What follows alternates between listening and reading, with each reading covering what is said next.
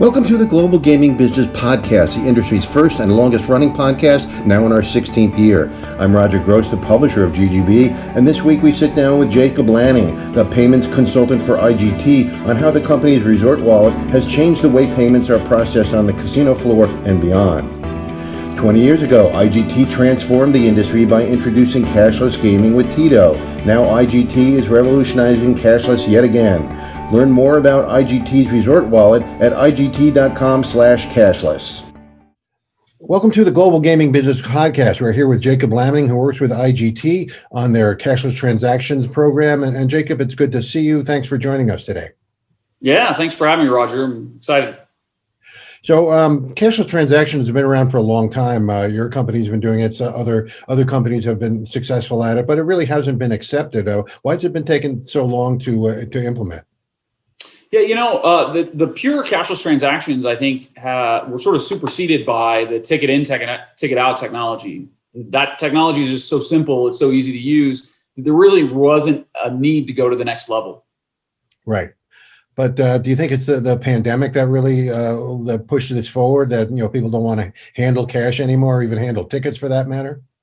Yeah, I definitely think it's come more front of mind. There are a lot of other benefits that come along with cashless, but I think for a lot of operators especially, they're looking at different ways to keep their patrons safe, and they view this cashless technology as one method of doing that.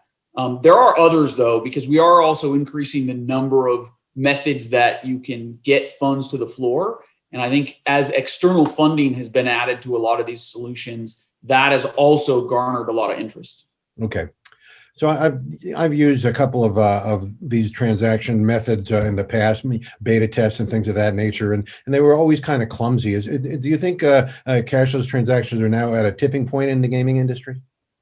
Yeah, there's been a lot of research into the sort of overall user experience. People are also a lot more used to mobile, cardless, cashless transactions in their everyday lives. Think about going to buy a cup of coffee or going to the grocery store or even going to get a service. It's more likely now that the people that are using these types of technologies are using them in their everyday lives for other reasons. Sure. At the same time, the casino operators are kind of like dinosaurs. I mean, technology, of course, has to go through all the regulatory process and things of that nature. And then casino operators are really reluctant to kind of force their players to try something new. What are you doing to them? What are you telling them now to convince them now's the time to go cashless? I think there's a few different things that we're doing. Obviously, there are a lot of innovators within the gaming industry as well. People that are recognize that technologies from other industries can have a very positive impact in our industry. But for those people that are still naysayers, we've done a lot of player research. It's sort of core to what we do at IGT is research with players, get an understanding of what their expectations are out of technology, what their fears are, what they are looking for in a product. And we share a lot of those research with our customers to make sure that they understand that, look, the players that are going to be leveraging this stuff are expecting it and really enjoy using this type of technology. Right. I think one of the great things about IGT's product, Resort Wallet, is that it extends beyond the casino floor. It's not just a product that you can use in the casino. You can use it at all the restaurants and all the event operations there. How much acceptance are you getting because of that vast way you can use it? Yeah, I mean, I definitely think there's interest. I mean, the reality is to make it a singular investment in a technology just to support the slot floor can be challenging. And the fact that we integrate with not only our slot machines, but also table games, we've got solutions for our sports betting system. We're working on the integration with all of that retail point of sale where you'll be able to use it for food or to buy something at a gift shop. All of those things are important. Right, no question about that. So how does it link up with the player's card that the customers are used to using? Yeah, I mean, ultimately, the way that the Resort Wallet is created is it's tied in with that patron's account. So, a guest would just go to the Players Club desk and present their ID and sign up for a loyalty card, and then with a small little check of a box, they would have access to that resort wallet as well using that same card. Okay. So at the slot machine, the card itself, when you play the slot machine and you're done your session, can you put the money back on your card, or does it have to come out in a ticket form and in that nature? How does that work? Yeah, we actually give the operators some flexibility in this area. We think it's important that different operators are going to want to operate in different manners. So there's sort of three different modes of operation that we do. One, when you hit the cash out button, it automatically would print a ticket. Mm-hmm. Second was when you hit the cash out button, it gives you a choice between sending it back to the wallet and sending it to a Tito ticket. And then the third is just when you hit the cash out button, it automatically returns. From a player's point of view, we always provide on screen or on sort of player tracking interface the ability to make a transfer back on their own as well. So the players always have control over their money, and then the operators have some choice about how the machines will operate. Okay. So how would free play work into this? I mean, the casinos obviously give their players, ways to play on the slot machine without putting money in. And then can you, at the end of that session, can you put it back into the resort wallet at that point? Yeah, for sure. Once they set the resort wallet up, they can use their free play just like they normally did. If they had any winnings or money left over from that transactions, they absolutely could send it back to their resort wallet. So everything's very convenient. It's right on their player's card. They don't have to worry about which one it's going to or any of those things. And we have the ability to show all of their balances, how much free play they have left, how much actual cash that they have left, right there, both on the screen itself as well as in a mobile app. Okay, great.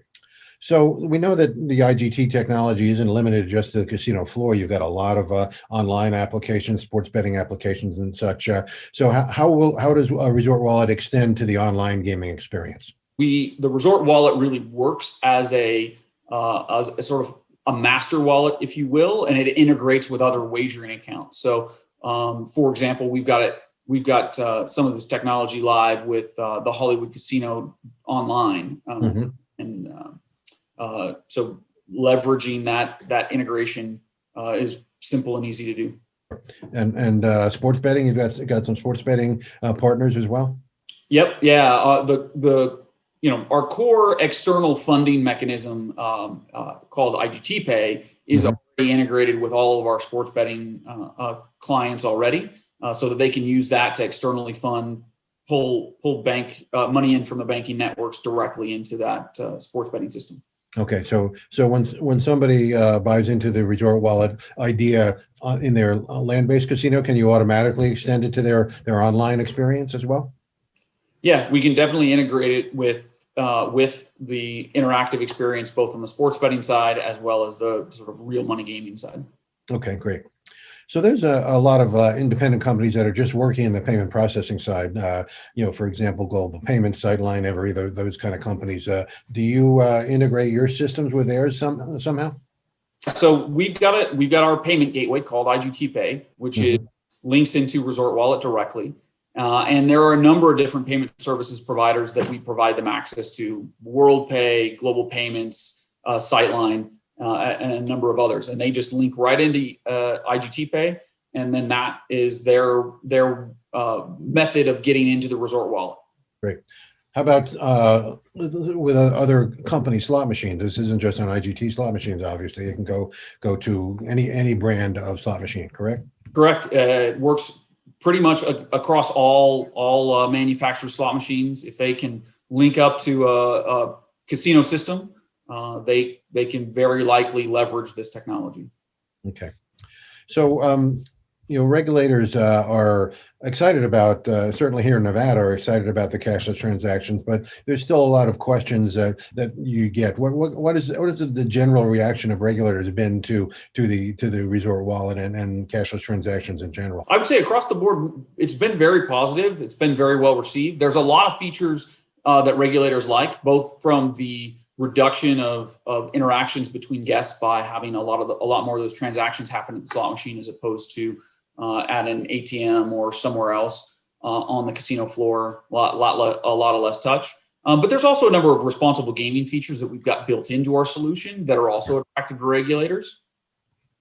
Sure. And what are some of those things? Can you set limits and things of that nature, or and set amounts, that you can withdraw from accounts and then block it from then on, or how's that work? Yeah, there's both player-based responsible gaming features that players can have some control over their experience, as well as operator-based controls that can be put in place. And so it really depends on the operation, depends on the jurisdiction, on how those are leveraged. But yes, there's technology built in to give both players and operators more control over that experience. Okay, great. So obviously IGT isn't the only company out there with a cashless transaction system. And it's still a little bit unclear, who's going to become the dominant one, kind of like the Betamax versus VHS argument back in the 80s, I guess. I'm old enough to remember that.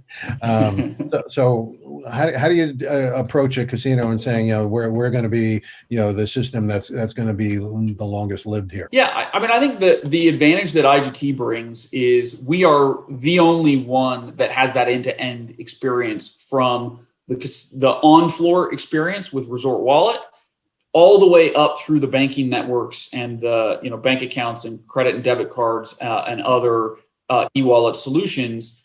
We're wholly integrated. We have all of the components there, so we're sort of a one-stop shop.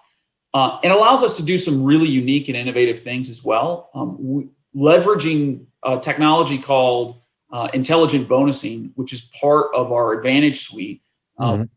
Actually offer specific deposit bonusing that also has to come with an associated wager on the casino floor very seamlessly with our solution. Mm-hmm. I think, with any new technology, it's really important for players to have an incentive to try it out the first time, because a lot of times players are reluctant to try these things. So something like intelligent bonusing, where you can really target offers in a way that ensures somebody's not just trying to take advantage of your offer, but is actually trying the new technology. I think that's a distinct advantage that we have. I see. So you want to give players a reason to come and try your technology out, and then hopefully they'll stick with it. Yeah, exactly. Yeah, we've seen in other implementations of these cardless solutions that players actually do stick with it once they enroll in the system. And oftentimes the barrier to the success of the system in the long term has more to do with player acquisition than it does to do with player retention. How does this work at a table, for example? Obviously, very few tables have places you can stick a card into these days. So still, so how do you actually get chips from the table by using the system? Yeah, so we do have to add some hardware to the table. So sort of a puck that allows you to tap in using your mobile device. So you're walking into the casino with your mobile device, with the casino's mobile app, all of the Resort Wallet and any of the external funding methods that you want to connect, hooked up in there. You tap in using Bluetooth or NFC into that table game with a transaction preloaded on your phone.